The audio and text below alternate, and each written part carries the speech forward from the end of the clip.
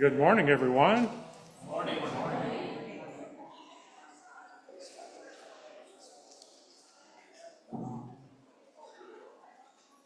A couple of announcements before we begin this morning.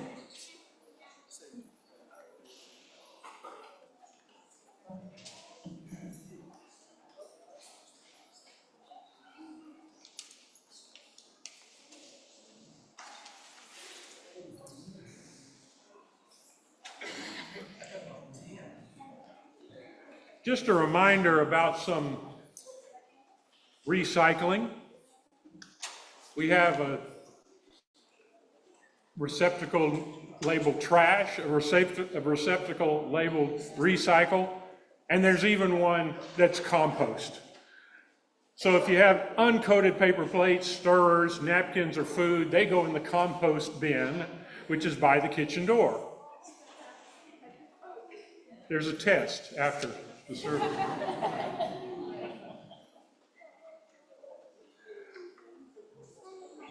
Get your tamales. That's what this announcement is about.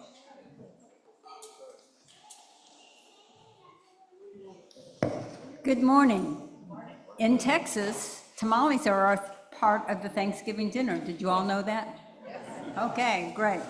Well, Manos de Cristo is an organization that provides emergency food and clothing, low-cost dental help, and education services such as English as a second language.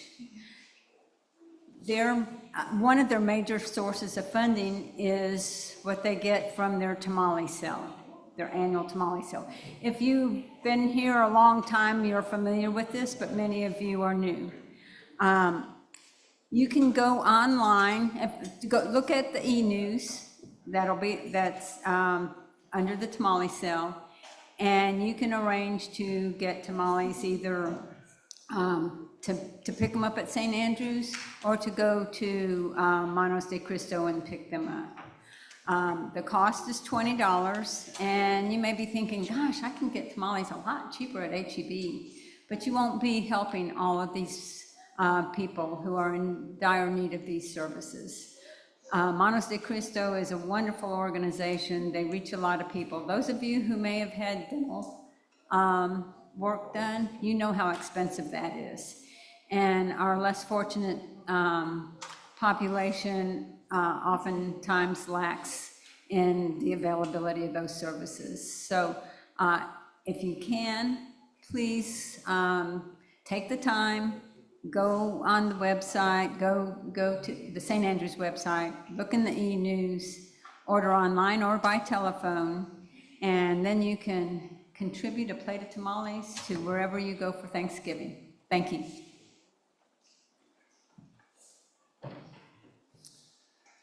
This coming Friday evening, the Violet Crown Flute Choir is going to be here and give a concert. I can testify as to the quality, and those of you who know that when I say it's going to be good, it's going to be good. Okay? I've had people tell me before, I came only because you told me it was going to be good, and you were right. Okay, we don't have a lot of people turn out for the Violet Crown Flute Choir the past couple of times, and so I'm pitching it hard here. What's the day again? Friday. Thank you for asking. Friday, the 15th at 7 p.m. And it's free. Your announcement sheet this morning is printed on white paper. If you didn't get one of these on the way in, look for one on a table on the way out. It is chock full of other things that are going on here at St. Andrews that you might want to know about. Let's begin our service.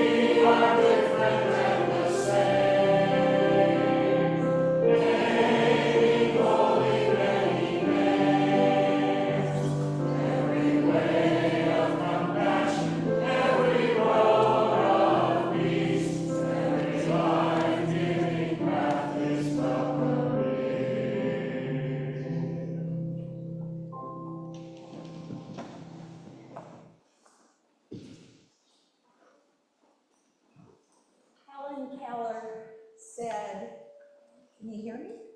Thank you, guys. Okay. Alone, we can do so little. Together, we can do so much.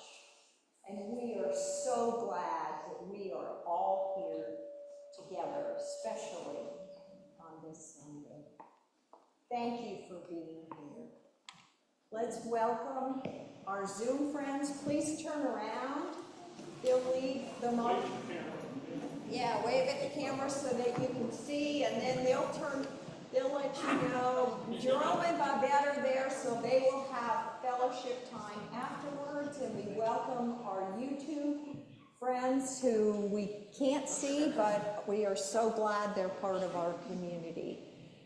And if you are new, or we'd like everybody to sign the friendship tablet, not necessary to provide information if you've done it before. If you're new and you provide your email address, then we'll be able to send you our e-news. We promise we don't bombard you with things. And if you're new, I'd love to meet you before you go.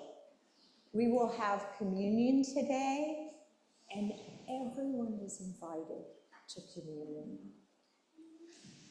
Whatever you believe, you are invited to communion. This is a place where we celebrate you. We celebrate who you love. We celebrate how you identify. We celebrate women's rights to their own bodies. So may you feel welcome here. Let us come together in community.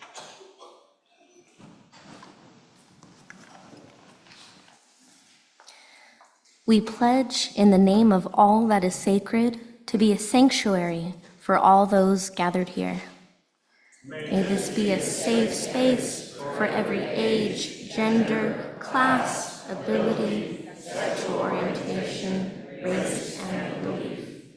May we affirm what we have in common and celebrate our differences. May we speak our truth in love and also listen with respect.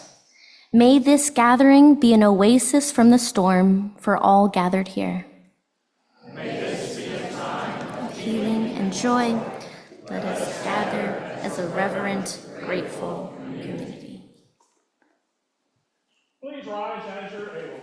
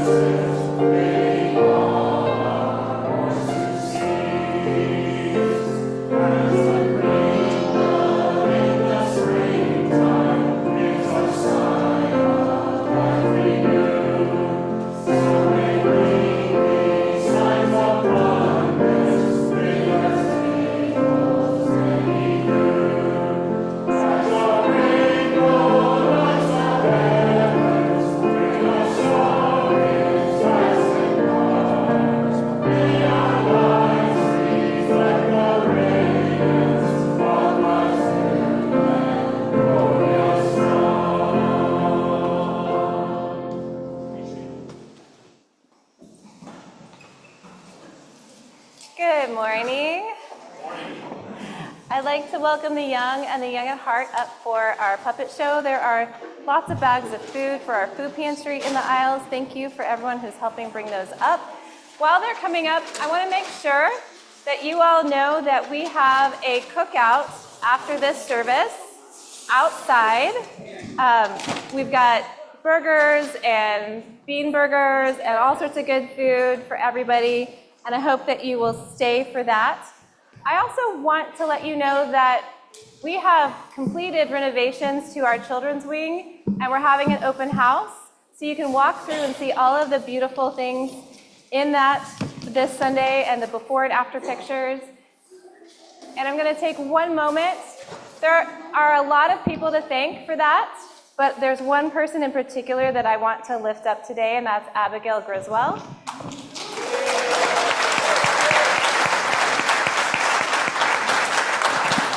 I promised I wouldn't bring her up, but she has done a lot of wonderful things, and a parent told me right before this that you can see all the little touches of love all over the kids' wing and in the quiet room, and that is true because of her and because of a lot of volunteers. So.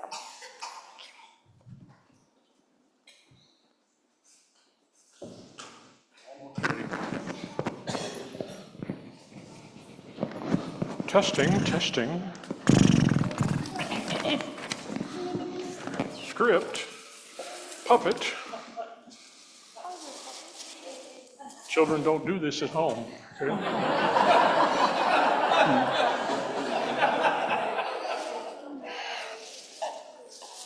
And don't let your brother do it to you. That's right. Yep, okay. Yep. Hello, everyone.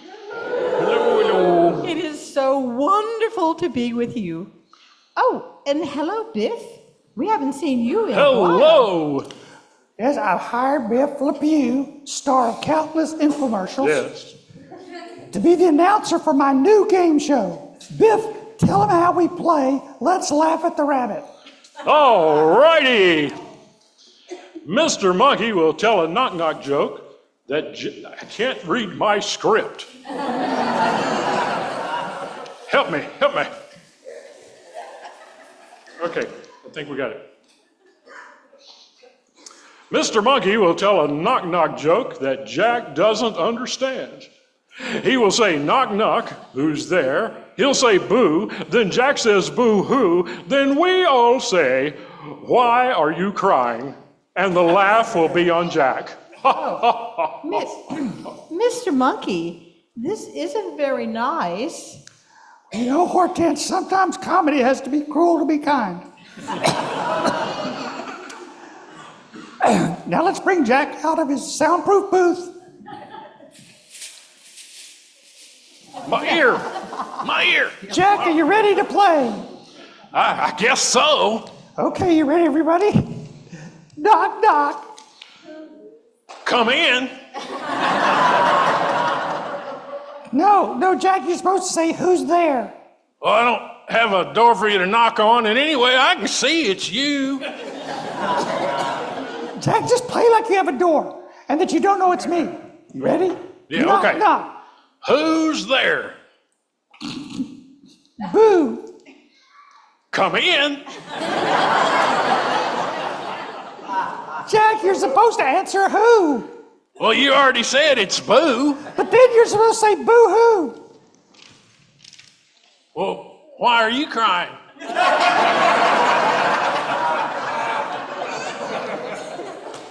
I cannot believe that just happened.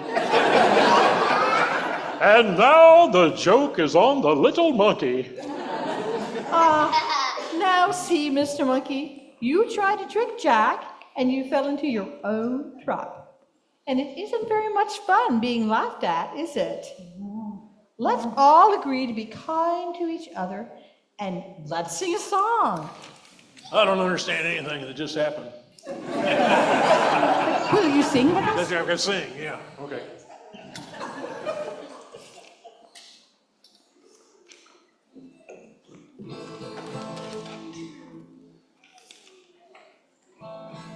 Can you turn it up a little bit? this is a song, this is the first song I did for the puppet show. Came up with it. It goes, we can do it, we can change the world. We can do it, we can make it better. Love is calling every one of us. We can do it, we can change the world. Ready?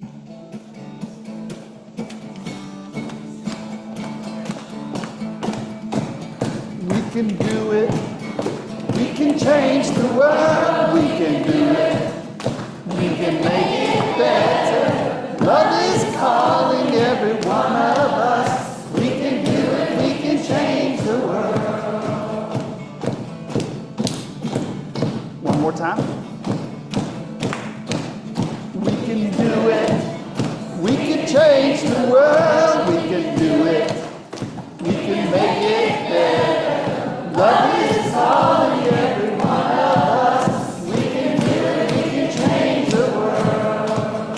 We can do it, we can change the world.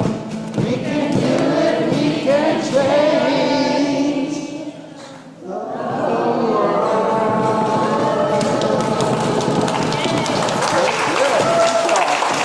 Good drumming, good drumming. Friends are invited back to the nursery with Miss Teresa, and my older kiddos are invited back to chapels. Okay? So let's go out that door.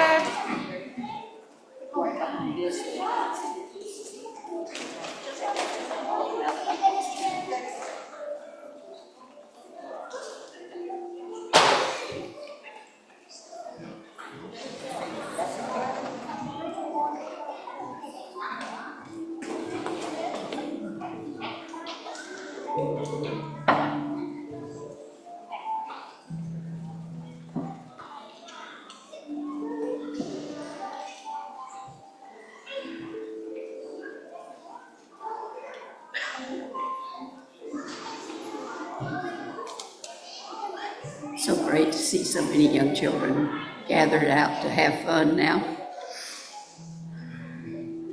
Flowers on our table this morning are from the service yesterday for Bill Miller. We hold Mary and her sons, Matt and Luke, in our hearts as they mourn this loss.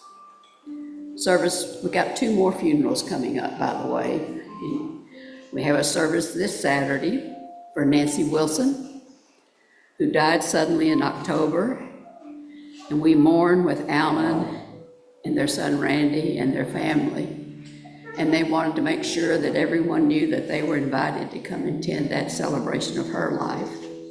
In addition, the following Saturday, we have a service in the evening for Jackie Saul. Jackie is an old member of our church who's been around a long time. Her daughter Janet, many of you know, and that service will be on the 23rd at 7 p.m. We're happy to report that Steve is home recovering from surgery and doing well. Bob's brother Chuck has a new cancer diagnosis, and Bob seeks guidance for direction on how to get the answers that he needs to be able to deal with the coming weeks. We send love and wishes for moments of peace for Nancy, who is struggling with a difficult cancer diagnosis. We lift up Lynn, Colleen, and others needing a special portion of our love and support this day. May all of us and all our neighbors have moments of peace and rest during these difficult times. May none of us forget that we are loved just exactly as we are. And may our whole world feel that love that holds up people over power and our environment over wealth. Amen.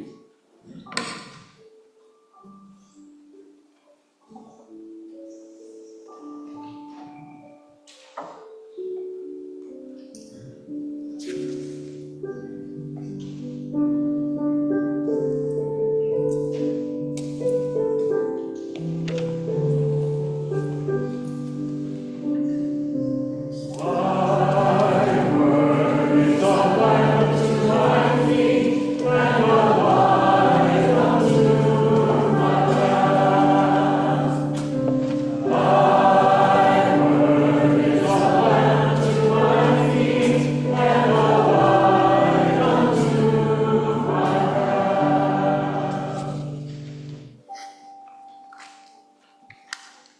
Our scripture this morning is from the book of John. Jesus is speaking. Don't let your hearts be troubled. You have faith in God, have faith in me as well. In God's house there are many dwelling places. Otherwise, how could I have told you that I was going to prepare a place for you? I am indeed going to prepare a place for you, and then I will come back to take you with me, that where I am, there you may be as well. You know the way that leads to where I am going. Thomas replied, but we don't know where we are going. How can we know the way? Jesus told him, I myself am the way. I am the truth, and I am life. No one comes to God but through me. I won't leave you orphaned. I will come back to you. A little while now, and the world will see me no more, but you'll see me, because I live, and you live as well. On that day, you'll know that I am in God, and you are in me, and I am in you. The Comforter, the Holy Spirit, whom God will send in my name, will instruct you in everything, and she will remind you of all that I told you. Peace I leave with you. My peace I give to you. But the kind of peace I give you is not like the world's peace. Don't let your hearts be distressed. Don't be fearful. Ancient words for our modern day consideration.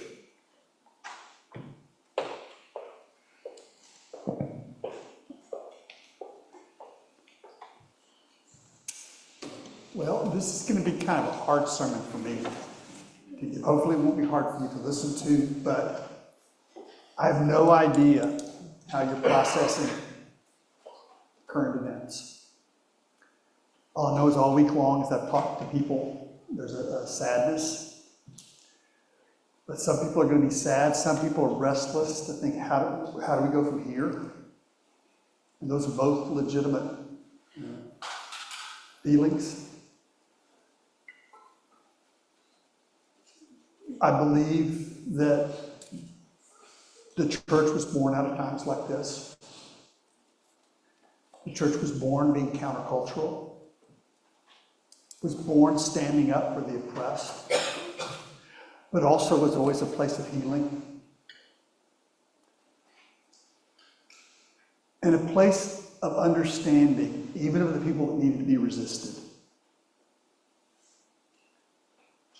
It was a struggle for justice that was motivated by love, not by hatred. And that can be really hard to tell what state you're in at a particular time. Because when you see devastation of people you love, it's hard to separate the feelings of trauma, the feelings of wanting to protect people you love, from your feelings for the people that feel dangerous. And sometimes are very, very dangerous. But I think this is Christianity 101. The reason we're going through the Sermon on the Mount is because I think Christianity abandoned the Sermon on the Mount a long time ago.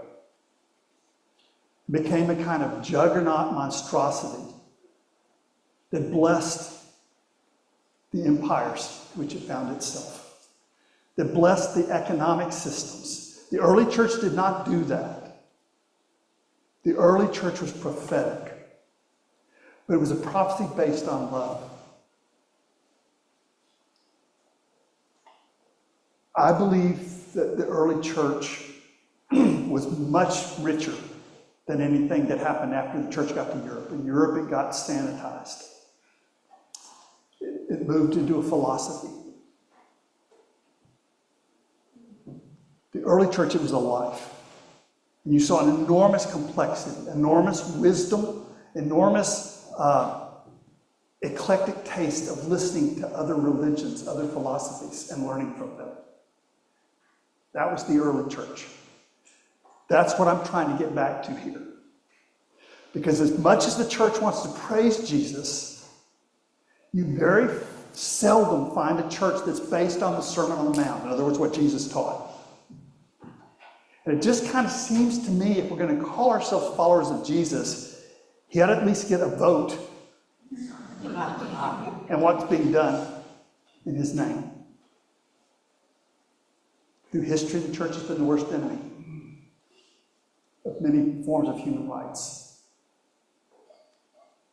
So we need this to be a place of forgiveness, a place of transformation, and a place of resistance.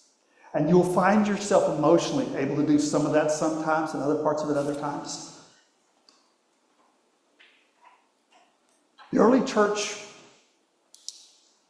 was an expression of the mystery religions. And the mystery religions were initiating people into life. Baptism, communion, those were symbols of being invited into life. In the midst of its pain, in the midst of our fears,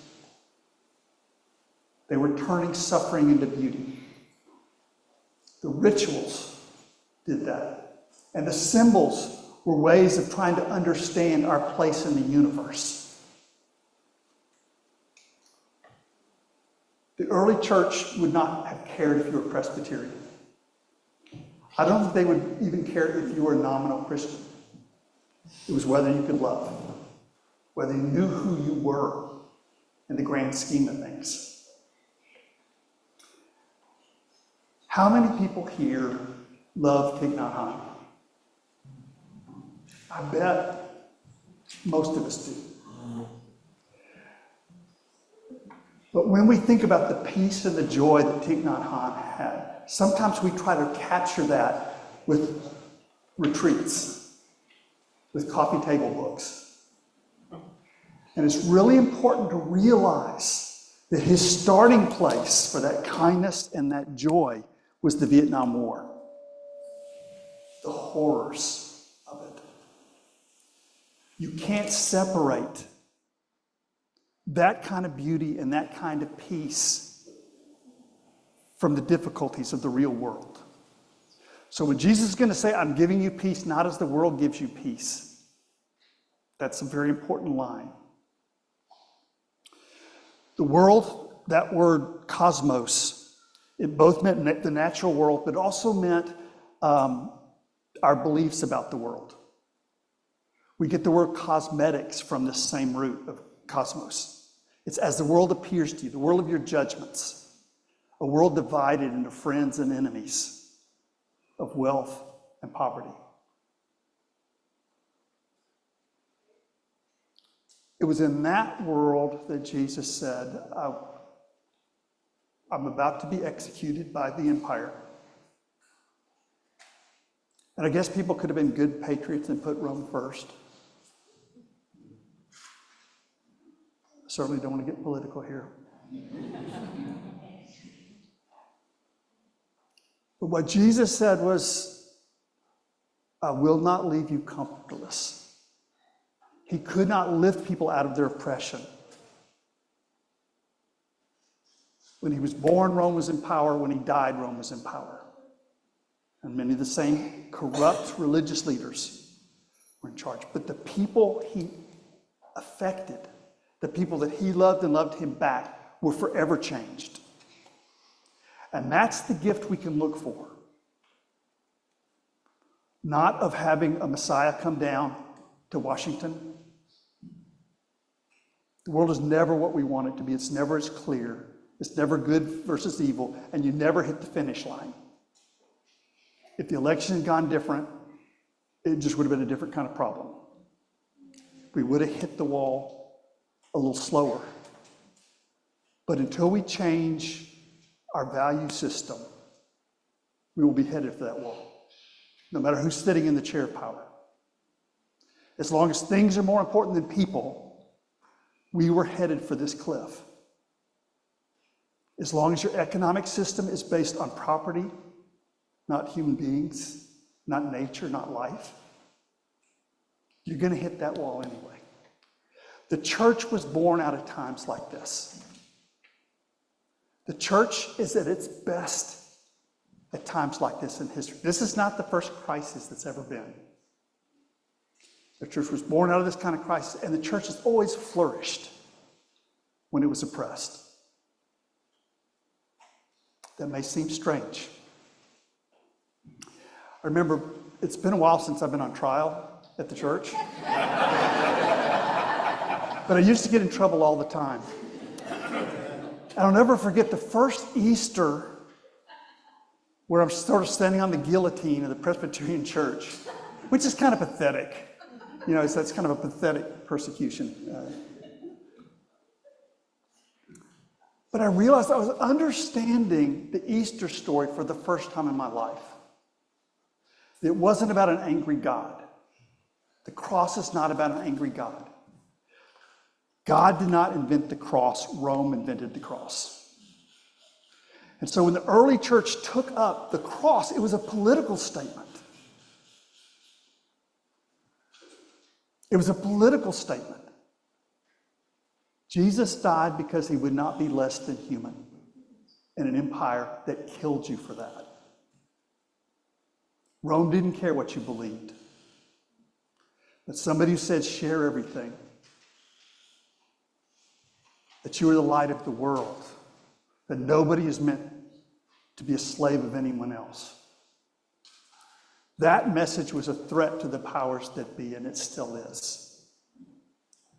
So we're going to look at this verse, kind of walk around it a little bit, and think about how it would have been heard at the time.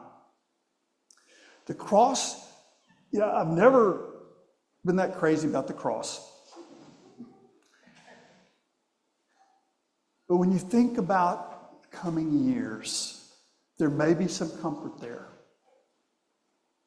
That we don't need to be afraid of the powers that be. And we certainly don't need to leave our ethics behind in order to serve the powers that be.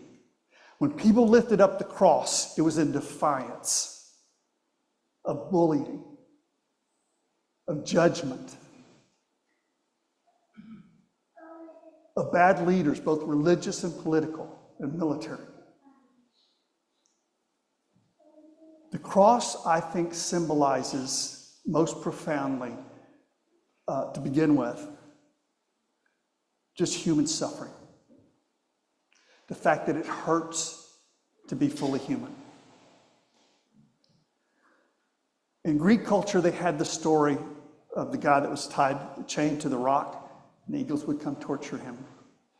Prometheus, that's it. Very good. Does anybody know what the word Prometheus means? Foresight in Greek. It's the human condition to be born and realize you're going to die. And to be tortured by foresight. And to realize the person you're loving and embracing is going to die. That you are a part of a river of change. When Jesus talked about the kingdom, it wasn't a place. It wasn't mansions in the sky. It was a river that runs through everything. Kingdom is a synonym for the will of God. If you don't believe in God, that's not a problem. It's the creative principle of things. It's the way of life, the way of nature that's written inside you. So in our story, Thomas represents, in the mystery religions anyway, the false self that tries to figure everything out. In this understanding, the fall of humankind takes place when we become conscious. Because all of a sudden we don't realize that we are nature. We think we're watching it from the outside. It's dualism that we're falling into. Thomas in Aramaic means twin.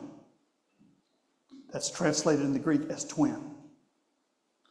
So as Jesus is talking to Thomas, Jesus represents the foundation of life. When he says, I am, that's the ground of your own being talking. And Thomas and each of the disciples represents a human foolishness that can't grasp that. How foolish it is to try to understand life with just our minds. Try to turn it into a system, into a philosophy, into a religion.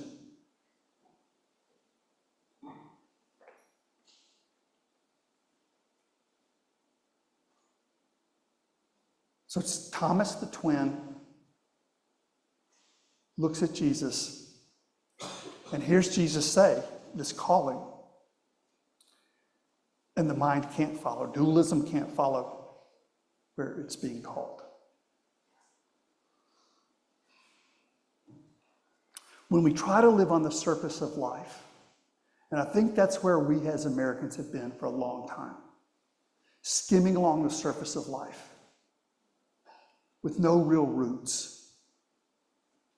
A democracy does not live by compromises alone. If you don't have the principles of a democracy, it's going to crack apart. If you don't bind yourself to the social contract, it's going to crack apart. So Jesus is calling Thomas deeper than he's comfortable going. Have you ever read that when there's a hurricane in the ocean, the great whales and the great fish go deep? And there's always a piece deeper from that surface. When the I Am speaks, that's your fountain, your foundation. The heavenly parent is a symbol of your own source. And you are an offspring. That's what it means to be the son or daughter, offspring of God.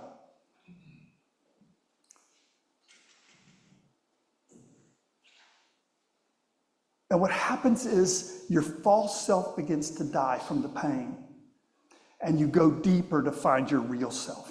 Have you ever had a situation where fear or pain taught you, and because you loved somebody more than you were afraid, you found a wisdom and a courage that was always there? When Jesus says to Thomas, "You know the way," see, that's mystery religion stuff. How can he possibly know the way unless it's written inside of him? Jesus hadn't said anything about that. To follow Jesus means to discover yourself, your true self, and to blossom from that. If this sounds alien to you, and I'm sure it does, I want to invite you to go on your computer and look up Gospel of Thomas. Find a PDF. That was the kind of Christianity that existed much in the early church. And it was symbolic, and it was universalistic, and it was talking about life, not heaven. And it wasn't talking about salvation in the sense of rescue. It was awakening, much closer to enlightenment. So the first thing, remember Buddha saying life is suffering. The cross says that to start with too. To realize that your suffering is not, you've not been picked out for punishment. It hurts. It hurts to be a human being sometimes, and it hurts to love. So the first thing that the cross is calling us to is to opening our hearts in the face of pain. Not to expect to have a life without pain. But when we can, and we can't always do it, but when we can, to open our hearts in the midst of that. And the second is to realize that love transforms pain into beauty. Now, that doesn't make the pain worth it. You wouldn't choose pain under any same circumstances. But if you think about Thich Nhat Hanh, if you think about Viktor Frankl, if you think about your heroes in life, they probably didn't get there in comfort. They went where we don't want to go and transformed it. I would not choose for our nation to go down the path we've chosen. I'm not going to even mention any of the bad examples because you already know all that. But the church was born for this. We can be communities of transformation where we learn what the mystics of old knew, the meditation, that if you can get your mind still, you will feel your connections to the web of life. You don't have to believe what some preacher says. It's written in you. It's the wisdom that holds you together. Let me read just a couple of verses from the Gospel of Thomas.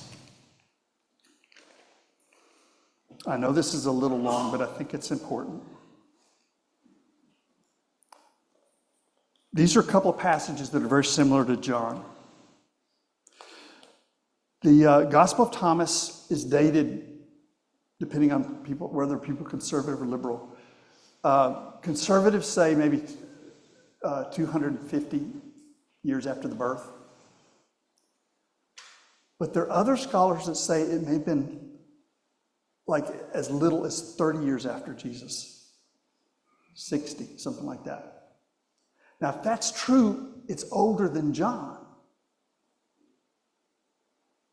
And when I read the Gospel of Thomas, when I graduated from college, and I heard these same metaphors, but they were richer and fuller, it made me think they're probably older.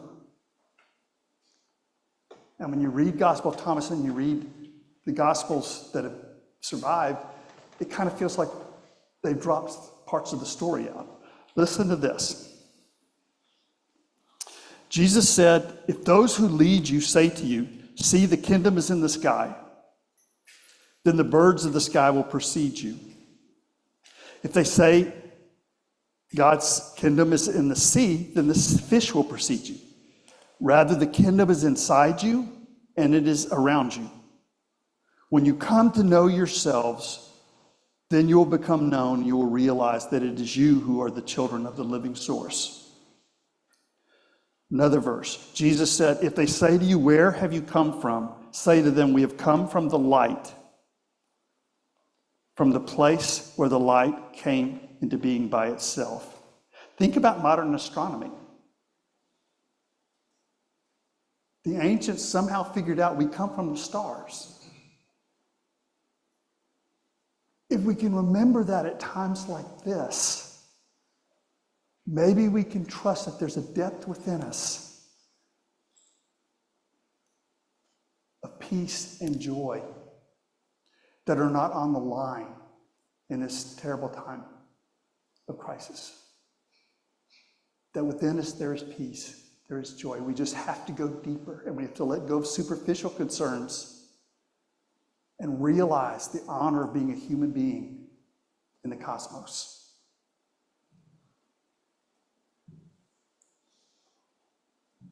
Jesus says he doesn't give the way the world gives peace. So when you look at your heroes, they probably didn't live in what you would call peace, but they had peace.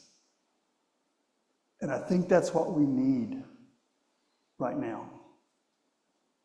So I've talked about the cross. It's a symbol of the just inherent pain of being human and caring. It's also a place of transformation where our pain can become something beautiful. And then finally, it's a reminder that when we do justice, we do so as wounded healers. We're not that different than the people that are frustrating us right now. We're the same species. If you watched Fox News every day, you'd probably be doing the same stuff. Rich people were really smart. They bought up the presses. They bought up the news stations and channeled misinformation to the world. And there are people acting on that. But they are your human family.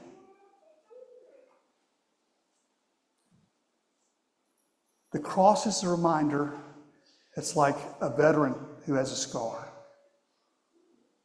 that the courage came through pain.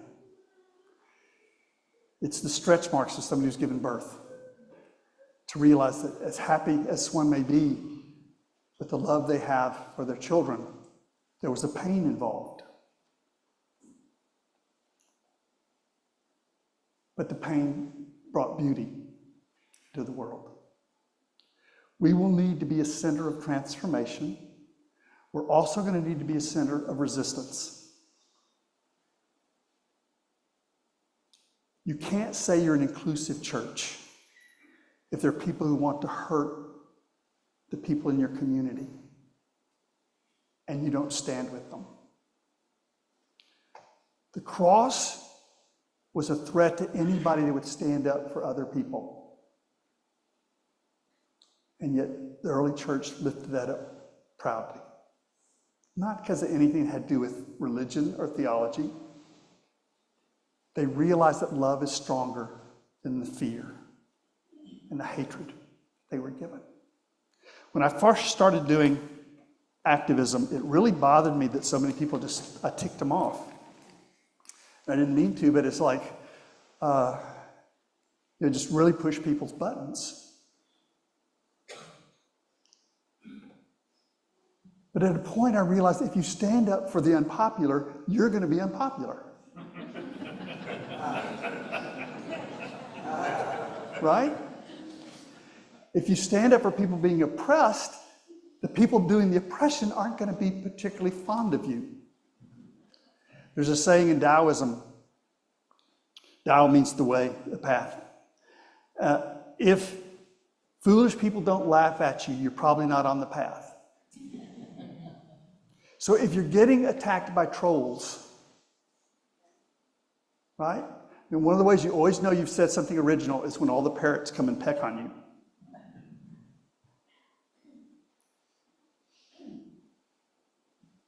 This is a very difficult time.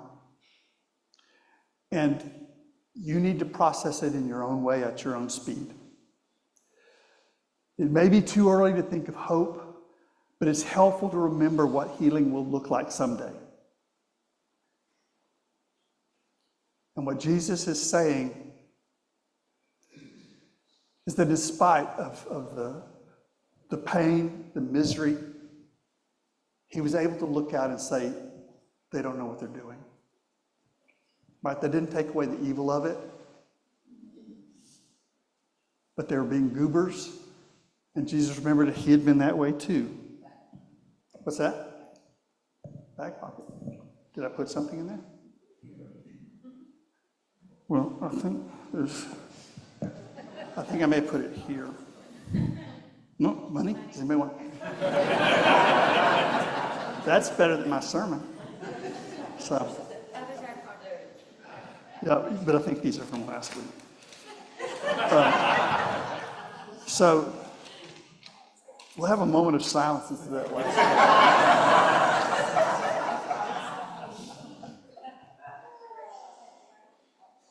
I was going to read the quote that Robert Reich did about hope.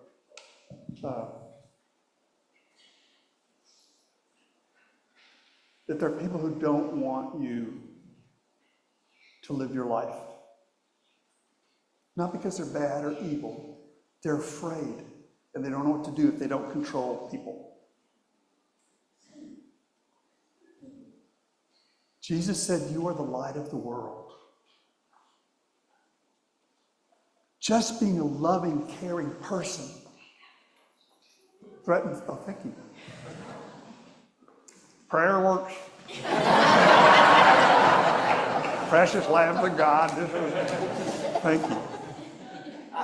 Yeah, this will be better than my filling in space. We're almost done. Almost done. Okay. This is Robert Reich. I'm going to skip the first part because it's a little judgmental of our friends who are. Never mind. I won't. The fact that we cannot save everything does not mean that we cannot save anything. And everything we can save is worth saving. You may need to grieve or scream or take time off, but you have a role no matter what. And right now, good friends and good principles are worth gathering in. Remember what you love. Remember what loves you. Remember in this tide of hate what love is. The pain you feel is because of what you love. Or like Jesus said, I will not leave you comfortless. Not like the world gives do I give you peace. Let not your heart be troubled, neither let it be afraid. We'll take a moment now for you to gather your own thoughts.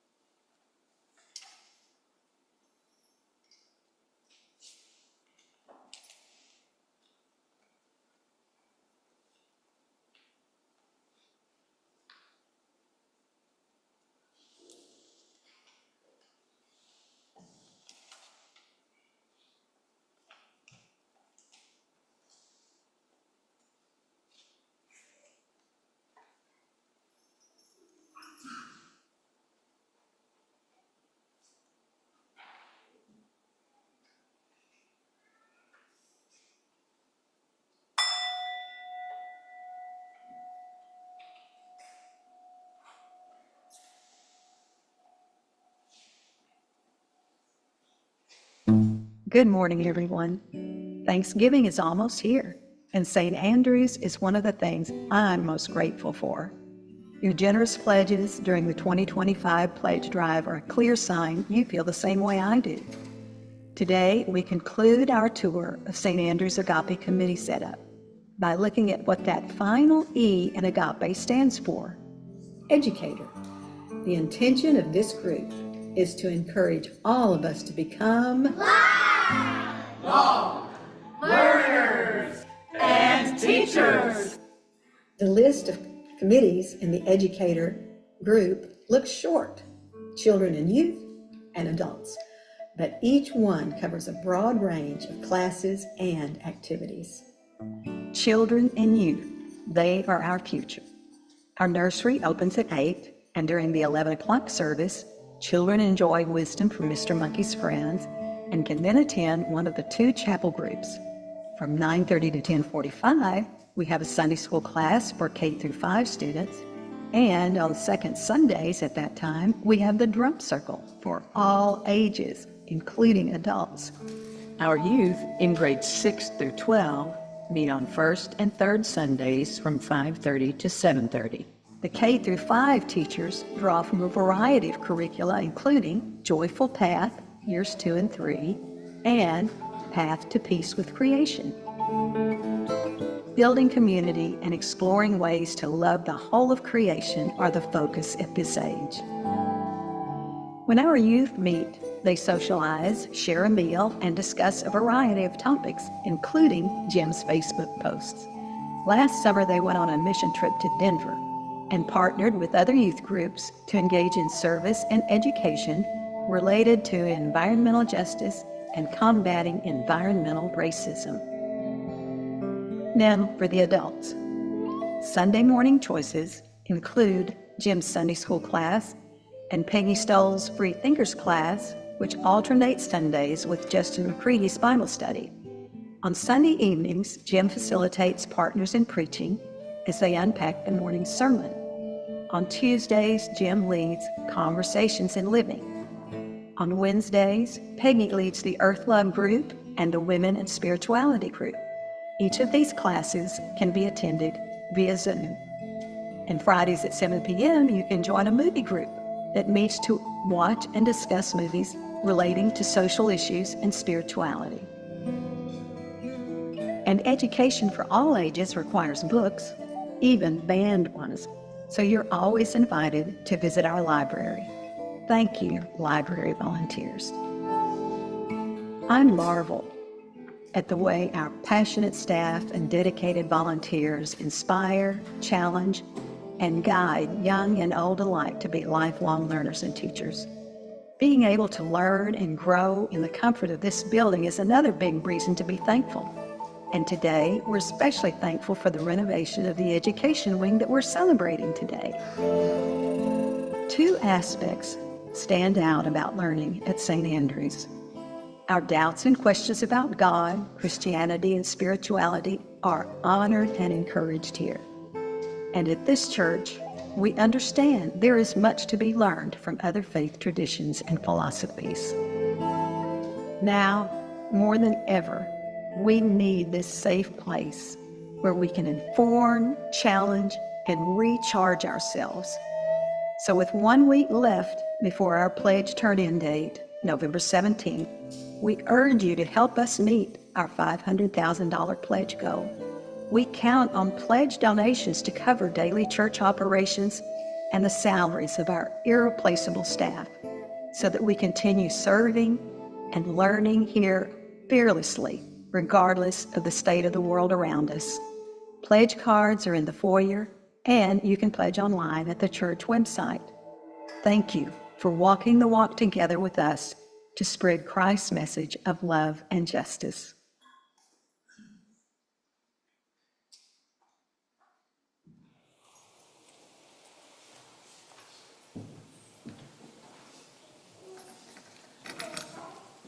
We had a food pantry yesterday, and we broke a few records. We served 253 families. And if you remember, before COVID, it was 80 families. 52 of them were new, and we served food for 1,059 individuals. And for all that she said and all that all of you do, we are thankful, and we call forward our ushers for our morning offering.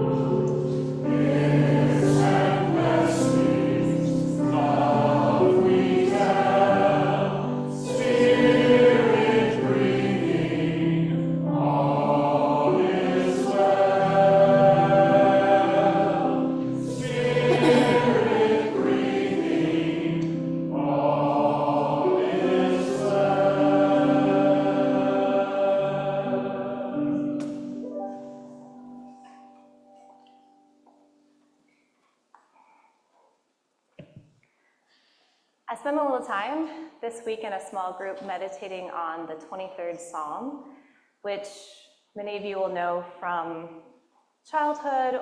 It's often said at funerals, God is my shepherd, I shall not want. And in the midst of that psalm is this image of the table. Thou preparest a table before me in the presence of mine enemies, in that old language. Thou anointest my head with oil, my cup overflows. It's this image of a table that is full and overflowing with abundance, with the wine and the grapes spilling out. It's an image of celebration in the midst of fear and darkness and death. We don't often think of celebration in the midst of fear and darkness and death. But that's exactly what was happening in that first story of Jesus in the upper room with the disciples and all those who were gathered around him. He knew what was coming. He could sense that death was coming, and that moment was pregnant with those near visions of violent mobs, of the people yelling, "Crucify him," of the innocent one, the one that stood up for all of the people, that stood up against power and empire and spread light and love, when that one was the one that they would send to death. That moment was full of anxiety and fear and betrayal and misguided self-righteousness. It was the moment before everything was going to feel like it was lost, when the world was topsy-turvy and nothing made sense, and people would wonder and wander and feel that sense of loss.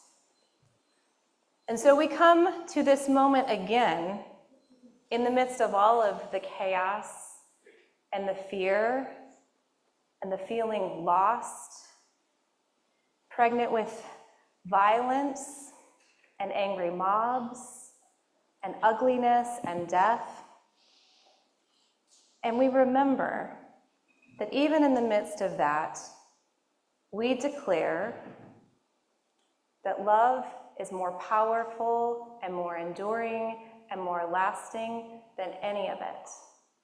When we come together as a community, when we support each other and we support the ones in our world who are most vulnerable, we are enacting this love and we are standing together in that promise.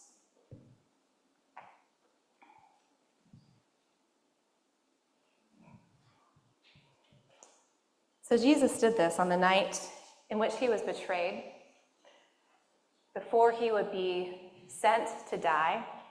He said, "This is my body given for each of you. Do this in remembrance of me."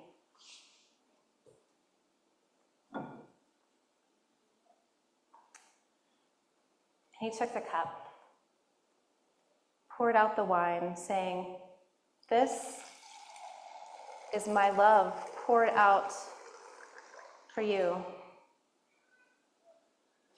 When you drink this, remember me and remember this love."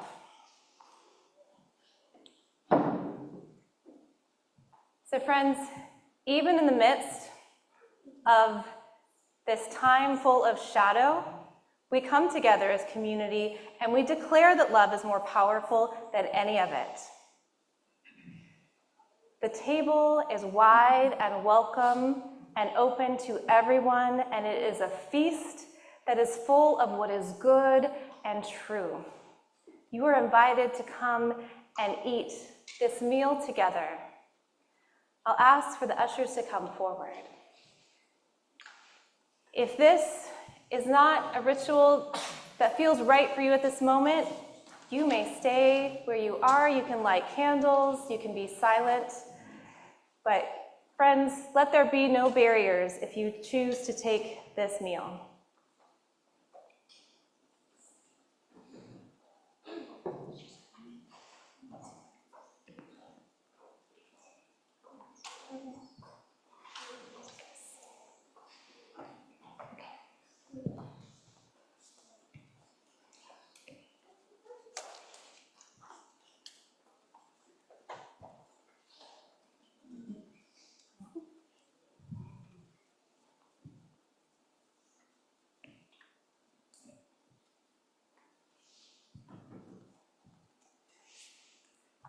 Let us celebrate life and love.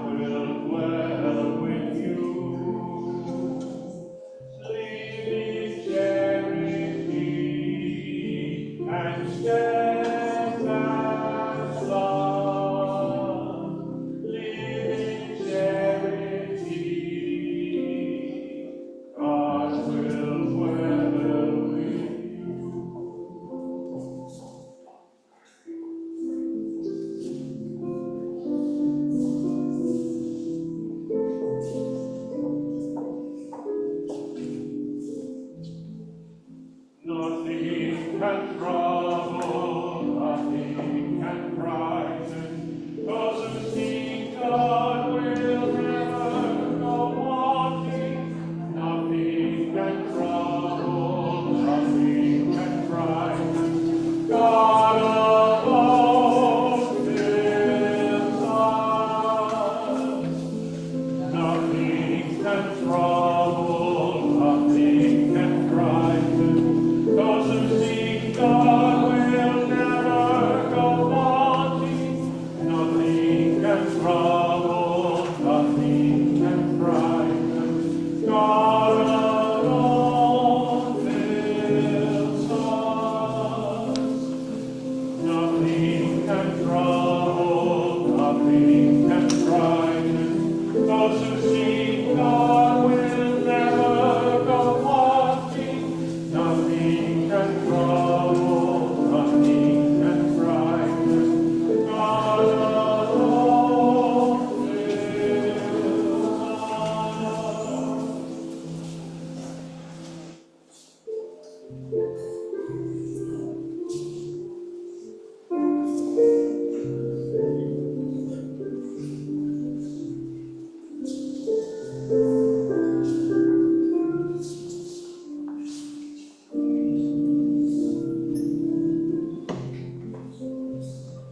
Live in charity and steadfast love. Live in charity, God will dwell with you. Live in charity and steadfast love. Live in charity, God will dwell with you.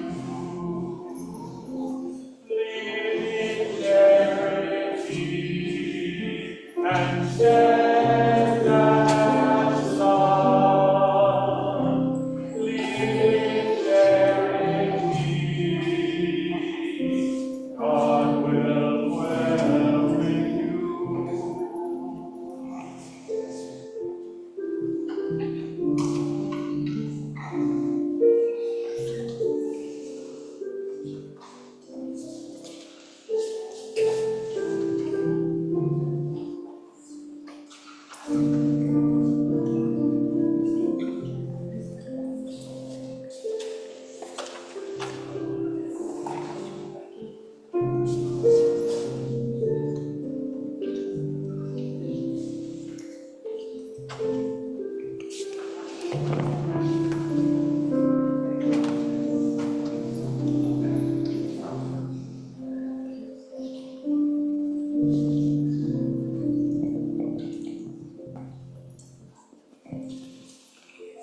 imagine if you were there for the first one of these?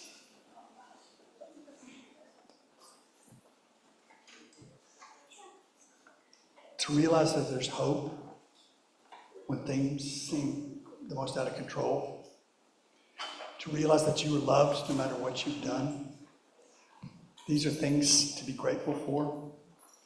And the tradition is to do a prayer after this meal. So if you're comfortable joining,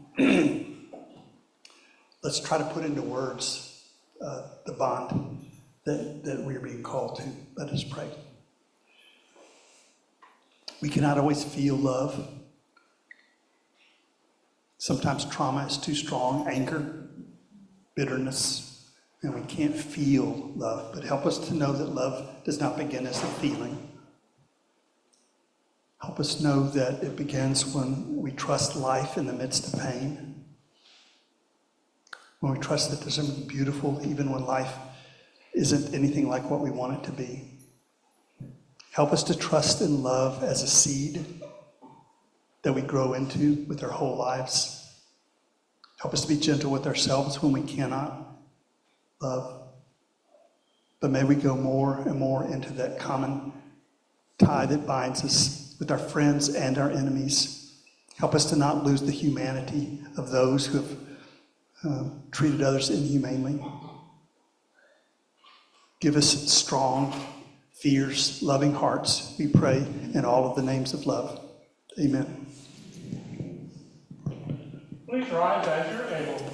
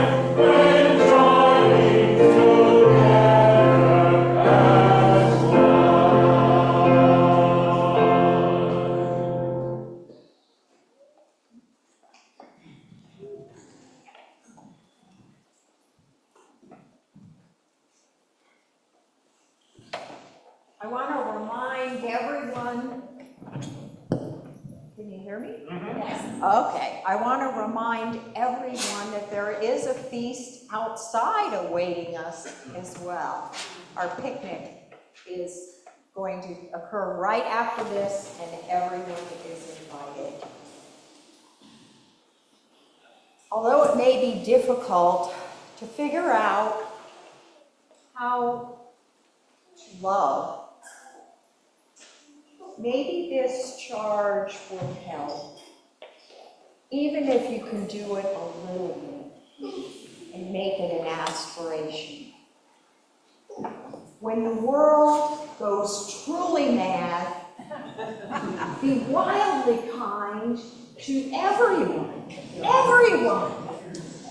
Everyone, even ourselves? Everyone. You can't control much, but you can control how you treat others.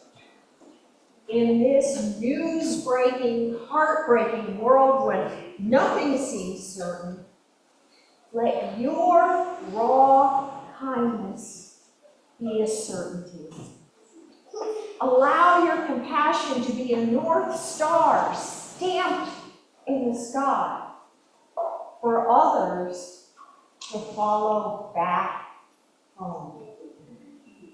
And may the spirit of love that birthed you, the spirit of love that we have in our relationships, the spirit of love that is all around us, enable us to do this and give us comfort in this time. Amen.